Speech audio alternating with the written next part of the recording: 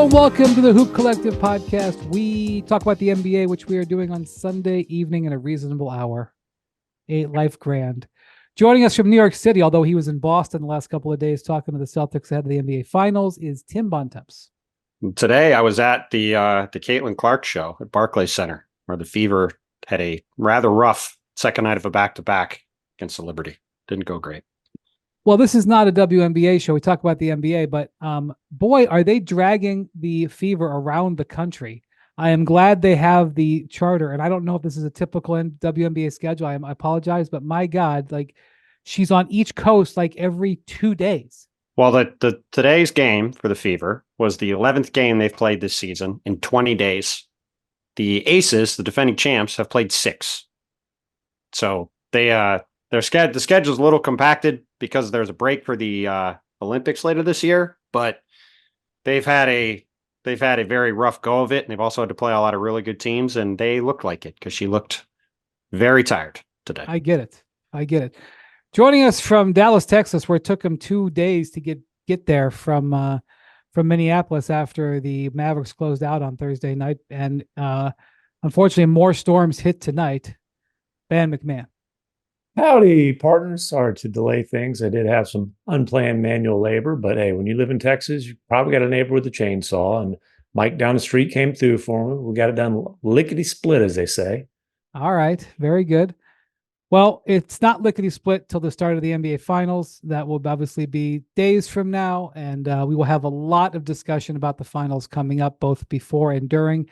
Slight change to the podcast schedule this week, by the way. We are now going to be doing podcasts that run on the day of each NBA game, NBA Finals game, that is. So that means that we will have our next podcast on Thursday, the day of Game 1. So podcast note. But meantime, there's been a lot of stuff that's happened in the NBA over the last month that we haven't gotten a chance to talk too much about.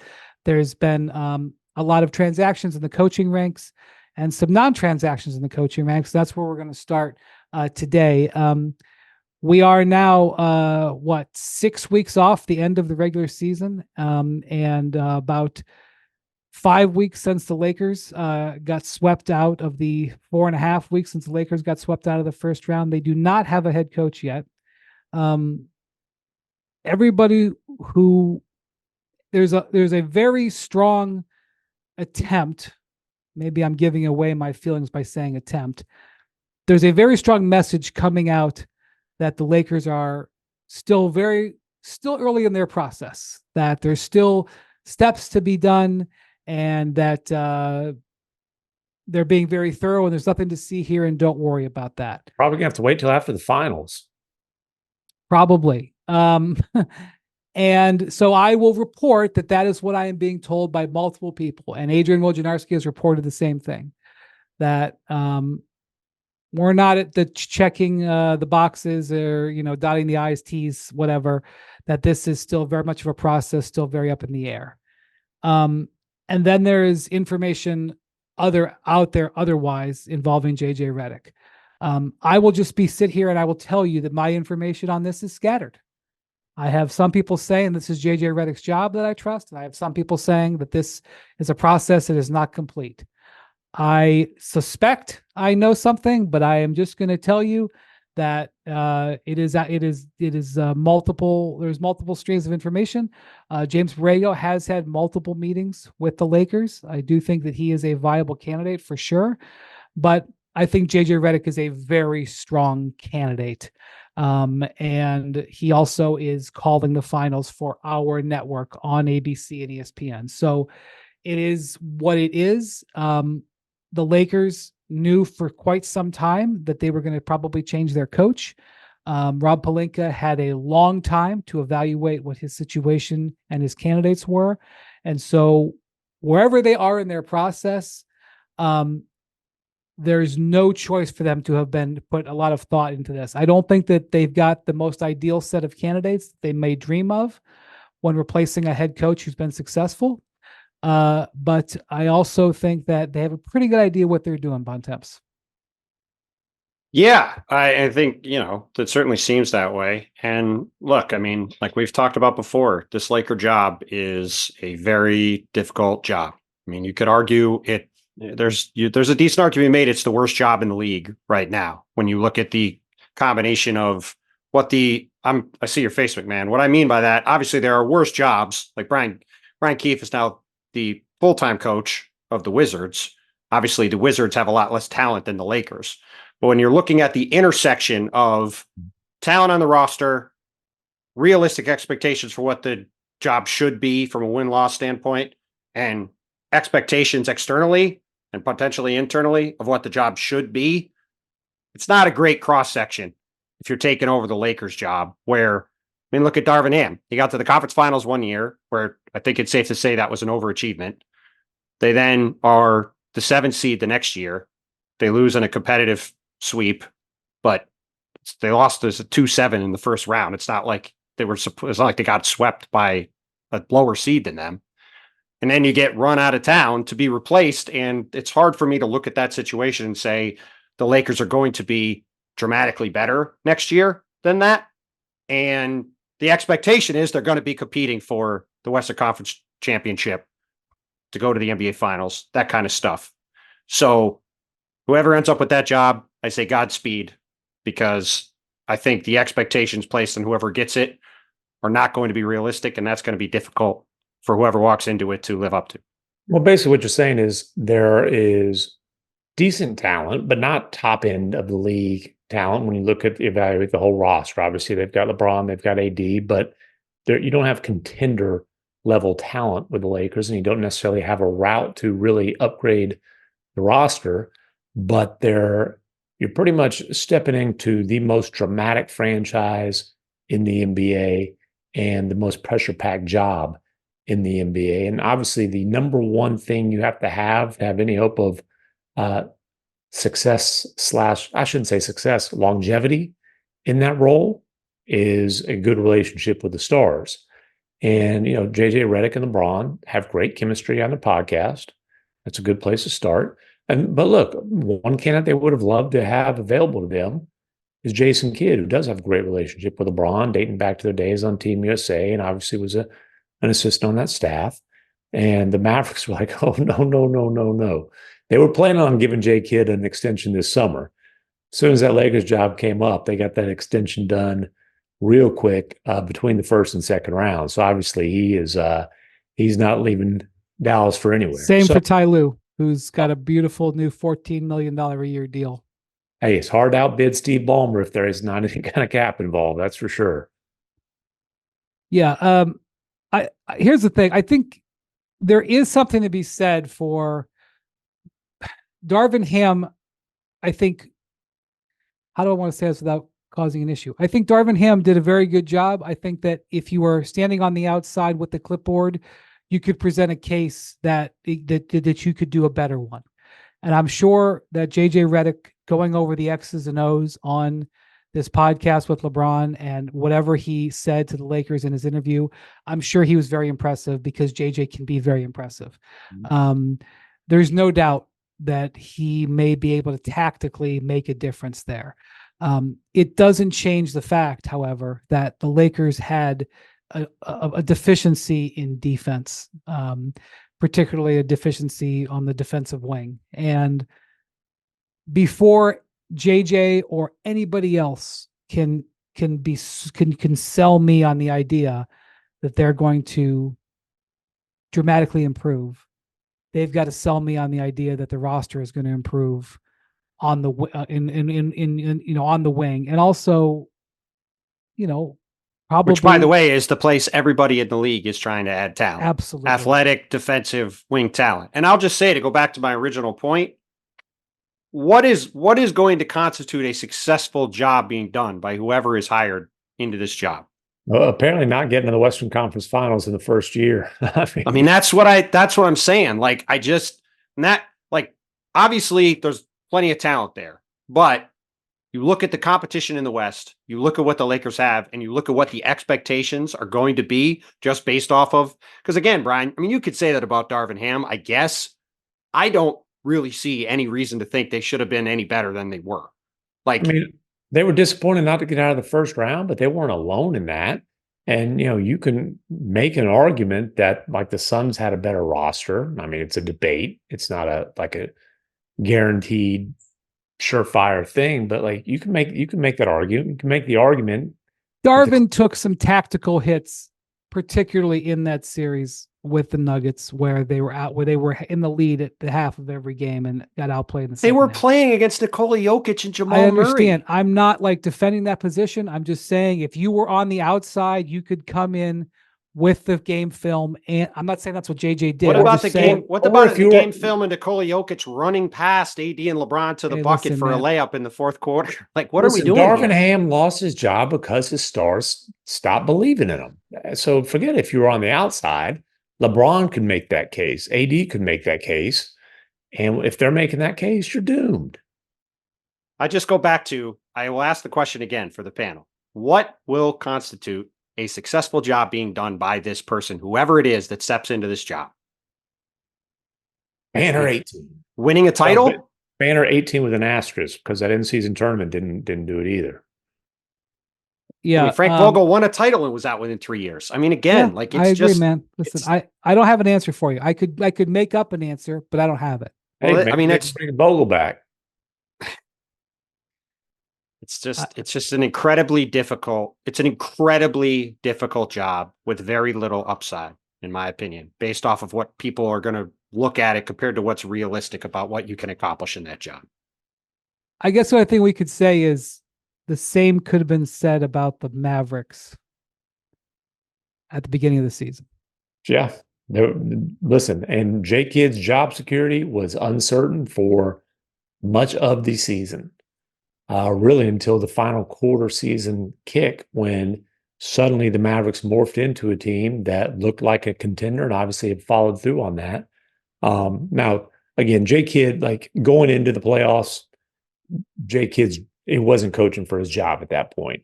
Okay. I mean, he had solidified himself. But again, it does get back to J Kidd's done a very good job this season as that coach, and I don't want to at all minimize the job that Jason and his staff have done from an X's and O's standpoint and from a figuring out the rotation and how the pieces fit and all that. The most important thing that J Kidd has is what Darvin Ham lacked: relationships with the stars. Luka loves playing for him. Kyrie loves playing for him. Those guys respond to him. Those guys lead for him. Those guys are willing to do, dirty work for him that maybe certainly they weren't willing to do under previous coaches, Kyrie elsewhere, Luka in Dallas. The most important thing in NBA coaching is relationship with the stars. Because listen, all these guys, you don't get to be a head coach in the NBA and don't know anything about X's and O's. I'm not saying that some aren't better than others, but it's not as important as being able to get your stars to buy in and lead guys to also buy in. Well, you've just made the case for JJ Redick right there. You've just made the case. Well, and it's interesting you bring up Dallas, because I do think if you want to run the counterfactual to my position on the Lakers, it is that a year ago we were sitting here saying, where's Dallas going to go? What are they going to do? They finished 11th in the West. We were saying that in February, buddy. Well, yes, exactly. But to Tim's point, if you look over the last year, they hit on a lottery pick. They get Derek Jones as a minimum free agent, who the Lakers and many other teams could have signed. They trade, obviously the Grant Williams deal didn't work, but they pivot quickly and they get PJ Washington, which works out great. All of a sudden and they get Daniel Gafford. All of a sudden you've completely reassembled the roster around your two stars and it looks a lot different. Now, I would argue that, for example, the Lakers had the 17th pick in last year's draft and they drafted Jalen Hood-Schifino from Indiana, who was a non-factor all year. And they have the 17th pick again because New Orleans deferred it to next year. New Orleans betting on getting a better pick and a better draft next year than the 17th pick this year. I think that was New Orleans. I mean, this wasn't a surprise move, but New Orleans went through the same arithmetic you just did with the head coaching hire and said, I don't see how they're going to improve. So we'll take next year's pick. Right. They're taking the upside play that in a better draft, at least from the outside looking in, that they'll get a better pick than 17 and in a better draft. We'll see if they're right. Maybe they'll end up with the 25th pick, like what happened with Dallas this year. But again, you can say, sure, you could have the Dallas thing happen. However, I think we all agree as good a job as Nico Harrison did, and as great a job as Jason Kidd and his staff did, like they've done a tremendous job turning this thing around. A, they were in the play-in mix in February and March before they had the tremendous end of the season. And B, we're talking about like hitting 5 different transactions right and like having them all land right. So you have very little that's margin of error in these Yes. situations. And the Mavericks had one big whiff on Grant Williams that they were able to flip, and like the 20-30 swap with the Spurs was a sunken cost at that point. But they hit a home run with the lottery pick that they tanked to keep, which can the Lakers get a similar type of player at 17 in a much weaker draft? I doubt it. They had the best minimum signing, arguably, and I would argue, of the year. Dante Exum hadn't played a lot in the playoffs, but he really helped them. The Lakers could have used Dante Exum. Yeah, he really helped them as a bargain basement signing as well. And then both the trades that they made, those guys have made significant impacts. I mean, so basically, you had to go 5 to 6 from the floor with a couple of threes. Yeah, I mean, you got to draw an inside straight. But I mean, again, if you're a Laker fan, you're probably yelling at the phone saying, "Hey, like, why couldn't the Lakers do that?" Sure, they might be able to do that, but it's asking a lot, and it goes back to the same point that as of today, right now, the expectations do not line up with where the current. Well, the problem is that the Lakers fans and maybe even the Lakers front office might feel that they don't need to hit all those buttons. They need a star player. They need to get Trae Young. They need to get whomever. Well, and that's possible. And then, you have to wonder about the depth and the fit.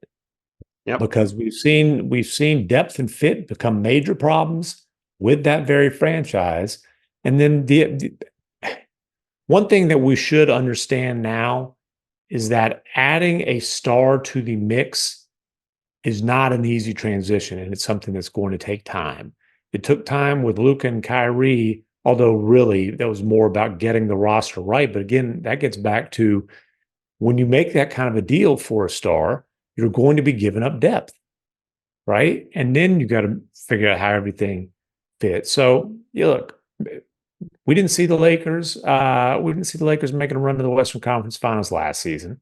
Certainly, it's possible. It's funny because I was saying something like, "Man, it's pretty unusual for a team to go from the lottery to the finals, except for it's happened like now 3 or 4 out of the last 5 or 6 years." So, my point being, in today's NBA, you can jump up, jump down season to season.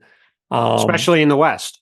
Yeah, especially in the West. But the other thing is, like, LeBron was healthy as he's been for a long, long time. AD was as AD. healthy as he's been for a long, long time. Now, hey, maybe Christian Wood will stay healthy next year, and that'll be the little sprinkle of magic dust that the Lakers need. All right. Well, just one final thing, Doug. So we've talked about the JJ Redick LeBron podcast, and LeBron said something interesting on the subject of team building on a recent episode of the pod that I just wanted to say. Quote, "The complimentary guys are ultimately the ones who will help you win the championship for sure. My first year in Miami, we had a big 3. Everybody said it was a super team, but we had to build our team around minimum." I know. Just let me finish. He said everybody. That includes him. Yeah. But we had to build our team around minimum contract guys, which was still okay, but we didn't fill out the complimentary guys enough. We didn't have enough complimentary guys to make it all work, period, end quote. And when you look at the current environment with the new CBA, it's going to be very, very difficult, especially if you have 3 stars on your team, to have anything more than minimum players around it. Perfect example, what we saw in Phoenix. And by the way, that was not nearly good enough. So it's just a reminder, if you're going the 3rd star route, if you're the Lakers, it's going to get expensive really fast, and it's going to be very, very, very difficult to have a full complement of players around them to get where you want to go. All right, so the only other job that's open besides the Lakers right now is the Cavs. Now that the Wizards. Cavs Corner, sponsored by coaching search firms. Yeah. Cavs Corner is busy right now because they are not only dealing with the coaching search, which is in full effect at the moment, but also obviously getting ready for the Donovan Mitchell contract extension pitch, which will be coming up after the finals at some point. The there's a bunch with the of new rules, it's the night of the final game of the finals is when that's eligible to be negotiated, right? Or yes, not and I'm not offered, I should say. yeah, and I'm not sure if it's going to be one of these things where you're standing on Donovan's doorstep pitching him, which is what teams have done on July 1st in the past with their own free No, but agents. you could show up the next day. Right. And it also depends on what Donovan may not want to see them the day after. But the key thing about this is the finals could potentially go until what, June 21st? June 23rd. June The 23rd. draft is June 26th.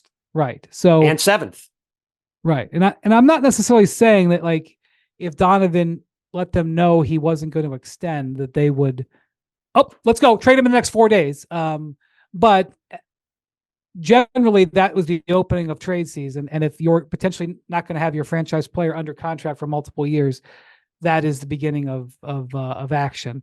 But let's get to the coaching standpoint. There's a whole bunch of names from the that have been mentioned or are sort of that the Cavs are going to talk to. Some of them are very recognizable. James Borrego, as we said, Kenny Atkinson, who is, the lead assistant in Golden State, got the Charlotte job 2 years ago and then withdrew. Terry Stott, Dave Yeager, who was actually a consultant for their organization earlier this season and then left to go be an assistant with Doc Rivers when he got the Milwaukee job. There's a number of those guys, and all of them are going to talk to the Cavs. The belief from the people I've talked to is that Kenny Atkinson and James Borrego are near the lead. It is not a surprise because J.B. Bickerstaff was sort of a older style defensive based coach. You typically will go the other direction when you change coaches. Both Atkinson and Borrego are known more for offense. Atkinson also known for development, although the Cavs are in need more of action today than they are of development, although Evan Mobley is a different conversation. So Bontemps, this is an extremely important hire. There's been a lot of angst and hand-wringing in Cleveland over Donovan Mitchell's role in the coaching situation. And I have been exasperated talking on Cleveland radio and then getting aggregated by this situation. Either you understand it or you don't. You obviously respect what a star player is comfortable with in a coaching situation, whether it's removing a head coach or whether it's hiring a head coach.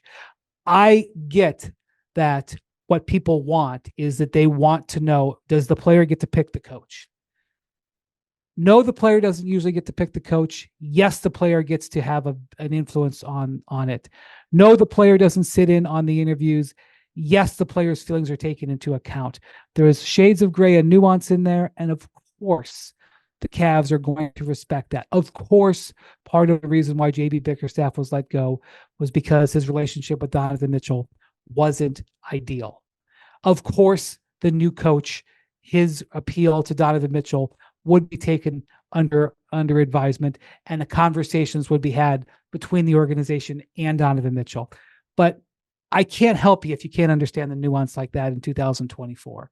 The bottom line is Donovan Mitchell has got to feel good about the new coach at the end of the finals so that when they present him with the contract, that's a factor in it. And whatever the Cavs need to do to make Donovan Mitchell feel comfortable about that, they're going to do. Okay. MacMahon, yeah, go ahead. MacMahon, what did you say before about what the most important job for a coach in today's NBA is? A relationship with stars.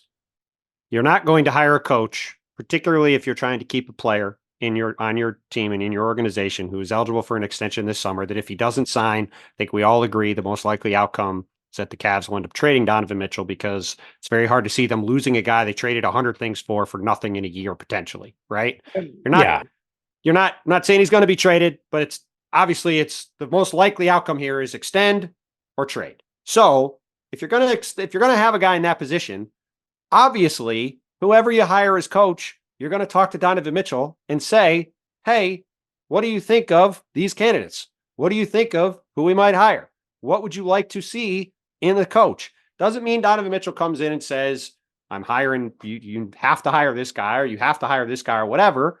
But obviously he's going to have a say in what they do, because he is the center of what they're doing. Just like when Milwaukee hired a coach, Giannis Antetokounmpo was involved. Just like the Lakers, whether they'll say it or not, obviously will ask LeBron James and Anthony Davis their opinion about whoever they talk to. Just like this happens all over the place. I mean, look, when the Mavericks how it hired a goes. coach, they did not make the hire that Luka Doncic would have if he was just doing it himself. He would have hired Jamal Mosley, who obviously has gone on to prove that he's a heck of a head coach in Orlando. But Mosley was Luka's guy. They had an extremely strong relationship.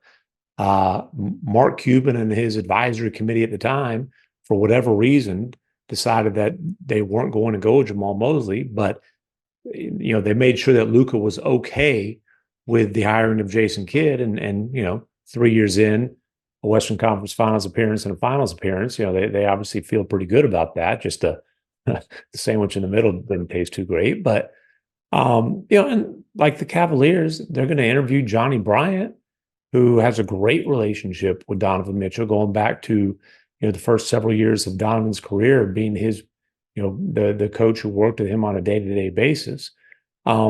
This is like obvious things that you do while you're trying to keep a superstar happy, and in Donovan's case, on your roster or a star. What I think's going on is might be a bit strong for Donovan, but he's what I think is going on is this: the fans in Cleveland want to be assured that the coach who's picked will guarantee Donovan a stay.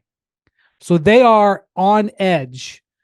Does he get to pick the coach? Because if he gets to pick the coach, that means like 3 days later he's going to sign, right? Right? And then the organization is on edge because they hear people talking about Donovan's influence, and they're like, hey, we're not letting Donovan pick the coach, So, because they're defensive. And everybody's talking around the issue because when it gets boiled down to a sentence, everybody gets their backs up. Everybody gets all defensive. And so it's going to be neither. Donovan isn't going to hem himself in. He's not going to say, if you hire this coach, I'm going to sign. Why would he do that? Even if he intends to sign. And the Cavs are not going to say that he has an influence. Why would they? Because then if it goes sideways, then it's, like that was a big problem with Milwaukee. Milwaukee had to play defense on Giannis's role on Adrian Griffin. Right. You think the Cavs saw that and were like, let's do that too. We love the way that worked out. Yeah, well, let's put the face of our franchise in position to get all the blame. Yes. Look, here's the deal with the Cavs, okay? This whole search comes down to two things. One, obviously, the coach has to be somebody Donovan Mitchell is cool with working with. We all have agreed on that. The other thing, whether it's Kenny or James Borrego or Johnny Bryan or Chris Quinn, who Adrian has said has gotten permission to interview, whoever is the coach, they have to come in and they have to say, here's my plan to develop Evan Mobley as an offensive player up a level or two or more. Those are the two things you got to do. You got to show you can work with Donovan Mitchell, that he's going to want to work with you, and say, hey, here's how we're going to get Evan Mobley from where he is right now to how we can get him into being an all-star caliber offensive player at a big spot. I got an idea, a suggestion. Yeah, what do you got? And I'm asking to be interviewed for the job, although I'm not sure if Donovan would. I think you'd be disqualified. Trade Jared Allen and play Evan Mobley at his natural position of center, where he is a very good offensive center. Well, listen, I would say that's a solution. I would say, even if you say you want to do that, Evan Mobley still needs to get significantly better as an offensive player for the Cavs to become a legitimate championship caliber team. So whether Jared Allen's there or not, that has to be part of the discussion, is how can I take Evan Mobley from where he is now to what he could potentially be? Because look, in that series with Jared Allen out against the Celtics, he had moments where he did some really good things on offense. But the Cavs also, the past couple of years, if you want to point to another thing beyond the relationship part, where I would say JB Bickerstaff and his staff did not do a good enough job, was Evan Mobley was not given enough opportunities to expand his offensive game.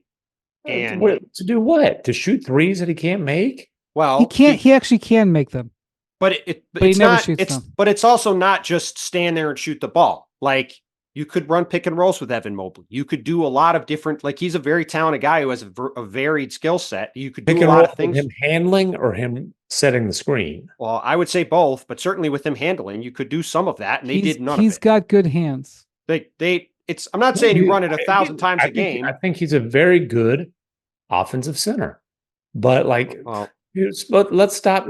He's actually not very good. That's the problem, but he's got potential. He's got potential. With shooting around him, he's pretty good. As a power forward who needs to be able to shoot, he's not. Well, okay, but again, this is what I'm saying. Whoever the coach is going to be, if I'm interviewing them after they get the job, my first question is, what are you going to do with Donovan Mitchell? Do you think he's going to be on the team? My second question is going to be, what's your plan for Evan Mobley? Tell me how you're going to get Evan Mobley from A to B. Because if you're taking that job with the Cavs and you want to make the Cavs into a team that is a legitimate conference finals team, which that's sort of my baseline, right? If you're a team that's expects to get to the conference finals or thinks you have a real shot to get to the conference finals, that's a team that's got a chance to win a title. Because you get in the Final Four, who knows what's going to happen. To do that, Evan Mobley's got to level up. And so that, to me, whoever takes the job, those are the two things you have to answer. And look, to your point, MacMahon, maybe he is just a good role center and that's what he becomes. That's fine. I think for them to become a legitimate championship caliber team, he's got to be more than that. I think the Cavs think he could be more than that. And whoever the coach is going to be, they've got to say, here's how I can make him into more than that, more than what he has shown so far. I think he's more than just like a screen lob threat guy. Like, I think he can be a really nice playmaker out of the short roll. He does have a good passing feel. I just think the idea that Evan Mobley has to be a primary scorer, like maybe he's just not, maybe that's not what he's destined to become. I think here's the thing. The coach is going to get hired in the next 2 weeks because the finals are going to be potentially over in the next 2 weeks. And very quickly after that, we're going to know whether Donovan Mitchell is going to be on the market or not. The Cavs believe he is not going to be on the market. He's going to resign. And what's going to happen if Donovan Mitchell is not on the market? That's right. Then it will be what happens as a fallout of Donovan Mitchell extending. Other potential star players, former All-Stars on the market. And that's why all of this stuff matters to the other but you teams. skip past the obvious immediate question in Cleveland. Well, I know. And we'll get to Darius Garland when the time comes. But despite what Kobe Altman has said, Kobe Altman, the team president, came out and said, I don't want to trade anybody. He made those statements. We'll see what happens after Donovan makes his decision. But the chances are that there's going to be a significant player available, whether or not the Cavs want to say so or not right now. And that's why this hire makes it important with whether Donovan resigns or not. All right, I know it sounds a little bit old now, but we really haven't gotten into it at all, that the Phoenix Suns, in one of the higher stakes maneuvers of the offseason, fire Frank Vogel with 1 year into a 5-year contract and hire Mike Budenholzer on a big, gigantic long-term deal. He cries, or, tears up, I should say, at the press conference because he's from Arizona and has long dreamed of coaching the Suns. And, he has no doubt his track record. He has significantly improved every single team he's been the coach of. Well, the two teams he's been the coach of, Atlanta dramatically got better. Milwaukee dramatically got better, ended up winning the championship. I can see why you hire Mike Budenholzer and believe that it's an impact hire. That said, they could have hired him a year ago and did not. So here we are. Bud got the task of figuring out how to work those 3 stars together with a limited ability to have his front office around him improve the roster. So Bontemps, obviously he's probably the top free agent on the market, the top coaching free agent on the market. They ate a lot of money on Vogel and paid him a lot of money. They're being as aggressive as they can coaching wise. I will go back to what you said about the Lakers. I was a big believer in that this Phoenix roster could work.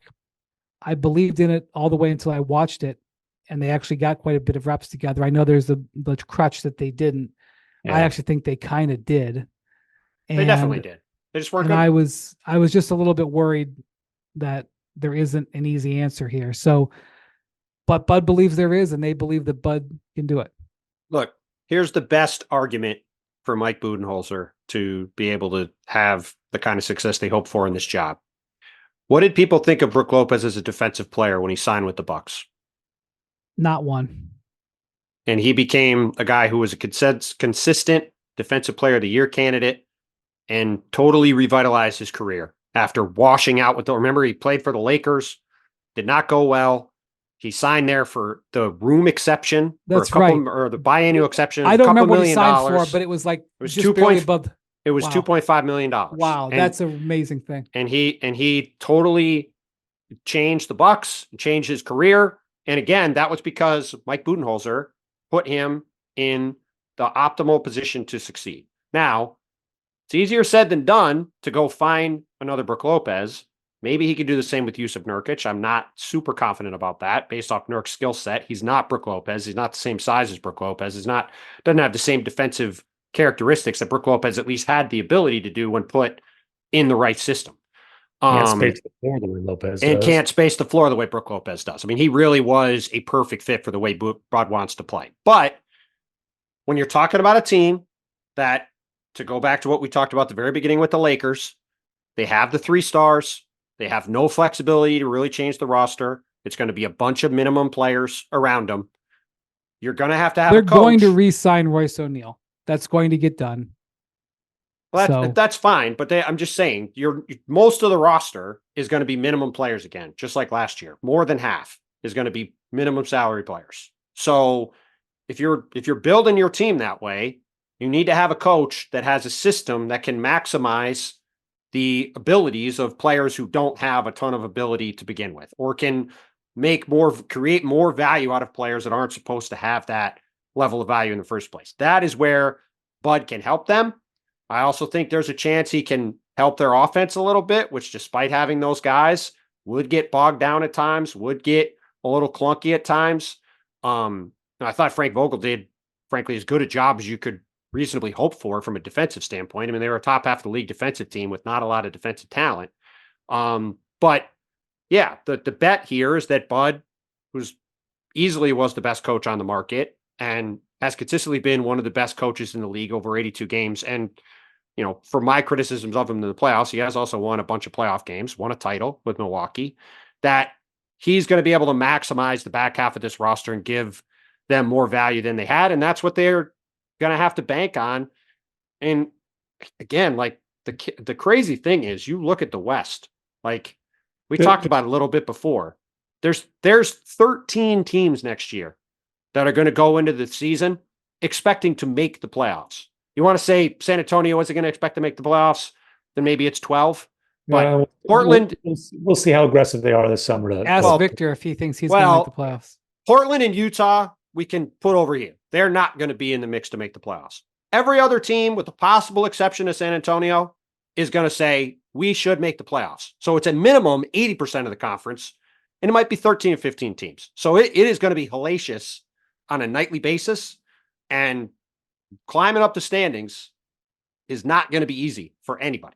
Well, that's exactly it. And like, if you want to put on your little purple and orange glasses, you can say, well, 26 and 15 when their big 3 play together.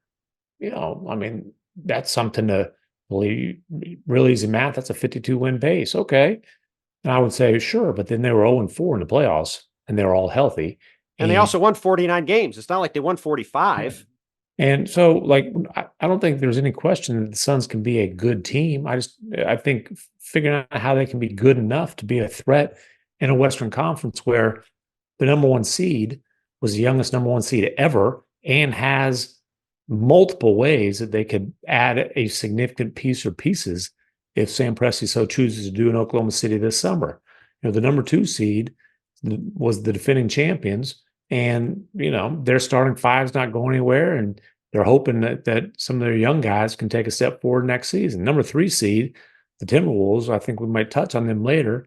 If they keep that roster together, Anthony Edwards is ascending, and they've got pieces around them. The Mavericks, led by a 25-year-old and the only the only core guy that they have that's older than 27, well, Maxey, but Kyrie's the only heavy minute guy they have that's older than 27. Their MVP candidate is 25, and arguably well, I'm not going to say Derek Lively is their second most important player because it is Kyrie, but their third most important player turned 20 during the season. So I just named 4 teams that it's going to be tough, whether you're the Suns, the Lakers, or whoever, to leapfrog them. I think you can expect Memphis to be back in the mix if Ja's healthy. Again, Houston, Sacramento, New Orleans, the Warriors. I mean, the Warriors won 46 games with Draymond Green missing a ton for suspension. If he just doesn't get suspended, they probably win several more games. Yeah, and it's going to be brutal. You mentioned the impact that Bud has had defensively, but I agree. I think they overachieved defensively. I think Vogel did a great job. So do I. I think they were 12th or 13th. Yeah, 13th, I think. Yeah, they're 13th. So we'll see. And look, honestly, let's just call it like it is. We keep saying 3 stars. There's 2 stars there. And then a very good third player who's paid like a superstar. Well, and this goes back to the same thing. Under the new rules, like in the old system, before the last 18 months happened, or 12 months, I guess, because the CBA got agreed to last spring, you could be in a situation Phoenix was in with an owner who's willing to spend money, as we've seen, and you could buy your way out of mistakes. You could put together Yusuf Nurkic and Grayson Allen and Royce O'Neal and go trade for a $40 million player. And just like add more talent that way, or just do stuff. You could sign more players with the tax MLE. You could do stuff like that to just add to your team if you were willing to just spend money. You can't do that anymore. You're very limited in what you can do once you get to a certain point. And that's why, again, you look at this Suns team, they are who they are. You mentioned Royce O'Neal. Fans might go, well, who really cares about Royce O'Neal? They have to sign Royce O'Neal because they have no ability to replace Royce O'Neal. They had to extend Grayson Allen because they have no way to replace Grayson Allen. They have to have these guys on their team because that's it. There are no choices. There are no other things they can do. And that's going to be the same thing for the Clippers as they look at what they're doing this summer. We're going to talk about Minnesota. You look at the Nuggets with their situations with KCP going to be a free agent. Like for a lot of these teams, they're going to come up to this second apron and beyond it. They're not going to have any options on where to go.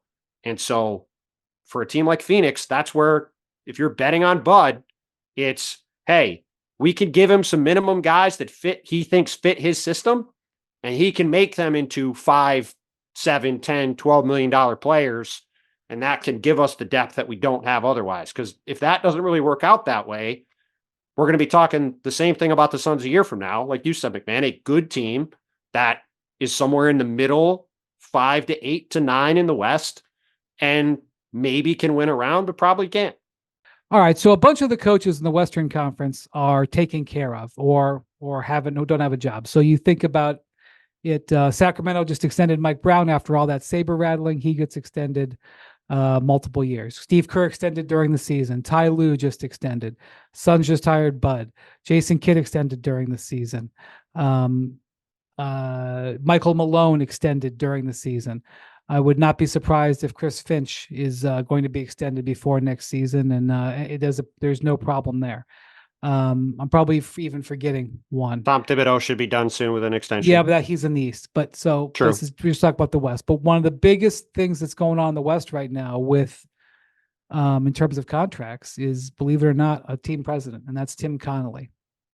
Tim Connolly is highly sought after, and he has an out clause in his contract because Mark Lowry and Alex Rodriguez, the 2 guys who basically made the hire to bring him in 2 years ago, because they didn't close by the end of this season, he has, I'm not sure if it's 10 days or it's a number of days, but the end of the Wolves season to opt out of his contract. And with no penalty, like he can go anywhere and become a free agent. And I'm telling you, if Tim Connolly was a free agent, it would not surprise me. Maybe not the day he became a free agent, but it would not surprise me if a team either fired their lead executive or brought Tim Connolly in as their lead executive instantly because of what level of value he is after building the Nuggets and building the Wolves. They got to get that taken care of before you look at how they fit their roster together, before you look at how they're going to deal with the luxury tax. Tim Connolly's contract has got to get worked out in the next week to 10 days. And Bontemps, it's an undiscussed storyline. He doesn't want to discuss it a lot. He was professional about it, talking about it at the end of the season. But obviously, this is a big thing in the NBA right now. Well, Tim's a pro and has been around for a long time, so he knows how to handle these things. But look, here's the bottom line. Tim Connolly's a great executive. He obviously turned the Wolves into a Western Conference finalist 20 years after they won a playoff series, the only other time in franchise history. They win 2 series again. They get to the conference finals. They've got Anthony Edwards, one of the rising stars in the league. I'd be stunned if Tim Connolly's going anywhere. I suspect he's going to get a very large raise. And this is what was thought in Denver too, and out he went. Well, whether it's Glenn Taylor or A-Rod, who I enjoyed seeing him pump his fist on the sidelines over and over again throughout the conference finals, whoever is writing the check at the moment as they figure out what's going on with their situation, I suspect that Tim Connolly is going to remain with the Wolves for a whole lot of money. You like that fist pumping, huh? Hey, listen, he was right in the camera shot a lot of the time. He was well positioned to be having a lot of camera time, and he took advantage of it. He's good at that, and after a win, he's really good at getting right next to Anthony Edwards. He's a strong fist pumper, an outstanding clapper. Not so good of a saver, apparently, or the deal. Power. He also had power to all fields and a great arm. A-Rod's a big dude, by the way. I don't know if you guys have been around him. He's a big fella. I covered him a little bit a long time ago when he was with the Yankees. He's like an NFL tight end size dude. He's a big guy. Let's get into more analysis of A-Rod's athletic. Hey, listen. But listen, yes, there's the Conley thing. And then, like, who's paying the bills? Are you going to pay the luxury tax? Like, for a team that has a 22-year-old ascending superstar, a guy roughly the same age in Jane McDaniels, who's a perfect complementary piece next to him, just made a huge trade to go get Gobert, went to the Western Conference Finals in the second year. Cat adapted to being the number 2 offensive option. Conley's kind of running the show. You got his extension done. Like, dude, they've got so much going for them, and it's such a mess. And by the way, Kyle Anderson, free agent to be, was actually saw him in the building tonight in Barclays for Fever Liberty back in the tri-state area. One of the best nicknames in the NBA. Slow-mo. You've got Cat hoping that he gets to stay in Minnesota. I thought that was a fascinating answer. Well, he made it clear during his exit interview, and kind of the feeling I get is it might depend on how things go in the courtroom, or however this thing ends up getting played out. There's a perception, and it's also based on the reality of they had to scrounge through couch cushions to come up with money to put on the table for the team. But there's definitely a perception that if A-Rod and Laurie get the team, then payroll's getting slashed. That there's a fear. Let me just say this. I don't believe it's going to get slashed. I believe if they get the team by the fall, which I am skeptical of for various reasons, but if they get the team by the fall, I don't think that they're cracking this team in pieces to save money. I think they would, because one thing about the team is they have instantaneous equity. They could borrow against it like that. There's a couple things really quick on this. The first is a year after going into 25-26, Rudy Gobert has a player option. If he opts out of that deal and signs a longer-term deal that starts at a lower number, resolves a lot of their issues. Now, Naz Reid also has a player option for that year. He could be potentially getting a raise. We'll see what happens with him. I would say he's going to get a raise. Lower number. There's two other things with this too. Starting in 25-26, there's a massive new TV deal kicking in. The salary cap is going to go up very rapidly. You can find it's been pretty flat for a while. That's why a lot of these teams are in this crunch. If you position yourself right, you can grow out of things pretty quick. Final thing, expansion is on the horizon. Adam Silver said repeatedly, getting the CBA done, getting the TV deal done, then we're going to think about expansion. If they add a couple expansion teams for hefty expansion fees, that's a lot of money to every team in the league, and it's coming fairly soon, I would expect. So you put all that together, if you're a team like the Wolves that's had no success for all this time, the relief on that is coming pretty quick, and you should be able to get there without having to tear the team apart. I do not think they would tear the team apart. However, I do think that there's a possibility that if the ownership change took place, that Karl Towns' role would be reevaluated. Well, they'd also have to find a home for Karl Towns, which might not be so easy to find either, just because of the money he's making. Be evaluated. There's a possibility that they'd put him on a trade block. I'm just trying to. His role's already been reevaluated. I know. What do you say? I'm just trying to be careful. Trying to be diplomatic. Well, let's just also, and the other thing about Karl had a very good year. He fit into a role really well there. He had some big moments in the playoffs. Like he did some really good things. I would just point to what's happened with the Trae Young situation in Atlanta, with Zach LaVine in Chicago, a lot of these other places. Again, to go back to repeat the same point, with the new CBA and these aprons that are in place, big money contracts like this are not easily moved, even if you want the player on your team, because it totally limits you in what you can do. So even if the Wolves say, hey, we really want to trade Karl, we really want to change our books around, it's not a guarantee to me that there's going to be a suitor sitting there saying, we will take on this Karl Towns. Which is why I believe he's not going anywhere, because trading him and getting equal return is going to be next to impossible. So also the time to trade him would have been last year when you were trading him at 37 million and not 49 million. Right. So, but that will be, the Wolves situation will probably be dealt with this ownership situation. It's not going to be on everyone else's timeline in July, but they still got Ann Edwards. He's under long-term contract, and I like their chances with him under long-term contract. Yeah.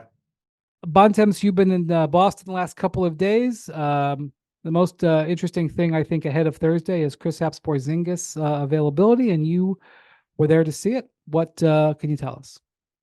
Yeah, Friday, practice opened up. He was getting some shots up, moving around without any issue. Saturday, didn't sound like it was the hardest practice, but he practiced fully, did everything with the team. Next availability for the Celtics is on Tuesday. I think we could hear from Kristaps Porzingis for the first time. That will be 5 weeks after his calf strain in Game 4 of the first round against the Miami Heat. I think it certainly looks pretty good for Kristaps Porzingis to play against his old team in Game 1 of the NBA Finals. I think there's a decent chance he'll be able to play heavy minutes in Game 1 of the NBA Finals. So that's more me reading the tea leaves of the amount of time he's been out and the way he's moving around. And if he could play 25, 30 minutes a game in this series, I think it is an extremely important thing for Boston. And it, to me, only makes them more of a favorite to get 4 more wins and get this 18th championship banner. MacMahon, when was the last? When did that trade actually go down? The Porzingis trade, was that 2.5 years ago? Yep, that was that was February 22. Yeah, because then they went to the Western Conference Finals that year, and look, it was a straight up salary dump. The Mavericks threw in a second round pick to make it happen and took back 2 contracts that the Wizards were trying to get rid of. Well, you were saying to us on the group chat the other day that 2.5 years later, Porzingis still has not played in Dallas. Still has not played in Dallas. And look, the Wizards didn't come through that year. Then he missed the Wizards trip last season, the Celtics trip this season. He has played a couple times against the Mavs. Actually played very well against the Mavs in Boston this year. And you know, it's very interesting. Just the whole thing of Porzingis coming back from an injury to face the Mavs in the finals is a pretty wild storyline. And then one thing he's such a key to them playing, not that Horford can't shoot the 3, but Porzingis is a different level of 3-point shooter and certainly can shoot it from a different depth, which matters a ton in terms of spacing. And it's really interesting because they're playing that 5-out style that, you know, Carlisle's Mavs were one of the first teams to really kind of dive all the way in on that. And Porzingis really resisted being that complementary spacer is too strong, but, you know, secondary option spacer. He really resisted that role in Dallas. He's bought in all the way in Boston. And then when there are switches, he's now one of the best in the league at punishing them in the post. Whereas in Dallas, you know, the whole Rick rant was based on strong statistical evidence that the post up to KP was a terrible play. And the thing that might be Yours- most important for him is the fact that to coming back is that he is a better rim protector than Al Horford, where the Celtics have struggled at times in the playoffs without him. Well, Gobert is a great rim protector, and the Lively Gafford combination still got those lobs off. So I'm not going to say that Porzingis being in there is going to shut him down. But obviously, if Al Horford is your starter and you have the opportunity to bring in Porzingis, that's something that you want to see happen, and that will be something we talk about a lot in the next 2 weeks. Just a reminder, we will be joining you on Thursday is our next pod. The day of, we'll have a special guest, as we always do on our game day finals pods. Until then, thank you very much for listening and watching the Hoop Collective. Thank you to Jackson and Adrian, our producers. Thank you to Bontemps. Thank you to MacMahon. We will talk to you soon. Adios, amigos.